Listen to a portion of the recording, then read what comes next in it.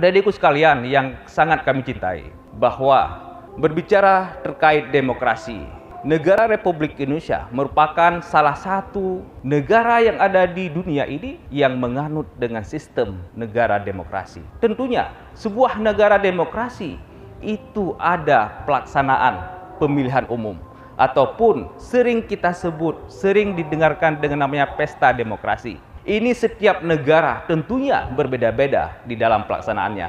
Ada yang 4 tahun sekali, ada yang 5 tahun sekali, ada juga yang 6 tahun sekali. Tergantung bagaimana aturan yang ada di negaranya masing-masing.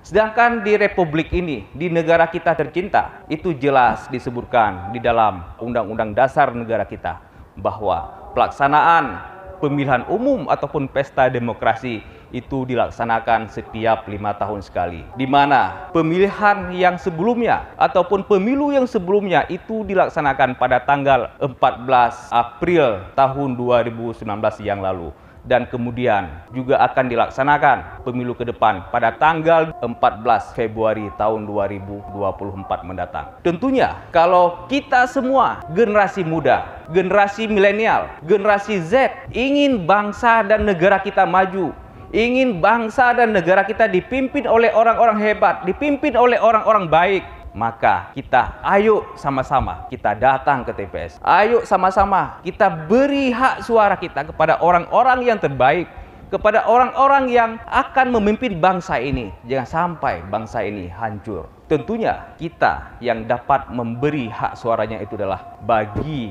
teman-teman ataupun adik sekalian yang sudah genap berusia 17 tahun pada tanggal 14 Februari tahun 2024 mendatang. Dan saya yakin adik-adik sekalian yang kelas 2 dan kelas 3 mungkin, yang kelahiran sekitar tanggal 14 Februari 2007, di saat 14 Februari 2024 nanti sudah genap 17 tahun. Jadi sudah bisa memberi suaranya di saat pemilu nanti.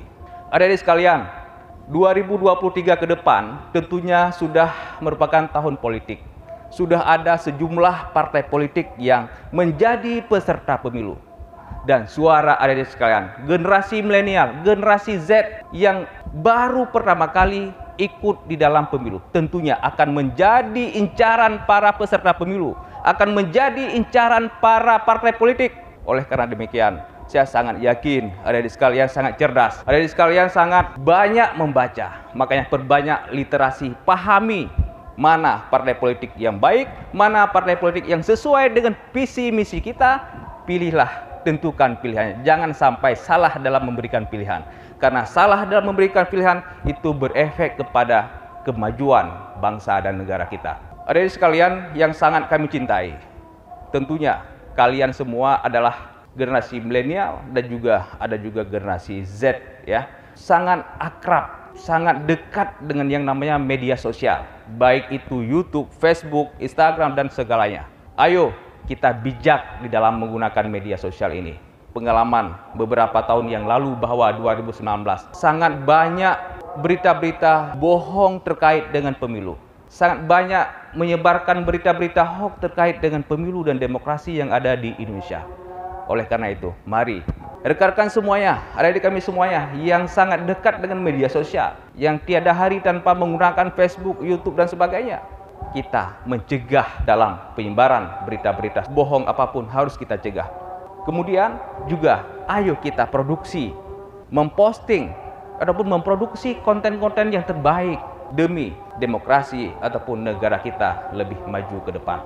Saya sangat yakin, sangat optimis apabila generasi muda, adik-adik kami terlibat di dalam pesta demokrasi 2024 ke depan. Insya Allah negara dan bangsa kita akan lebih maju dan demokrasi di Republik ini menjadi lebih baik.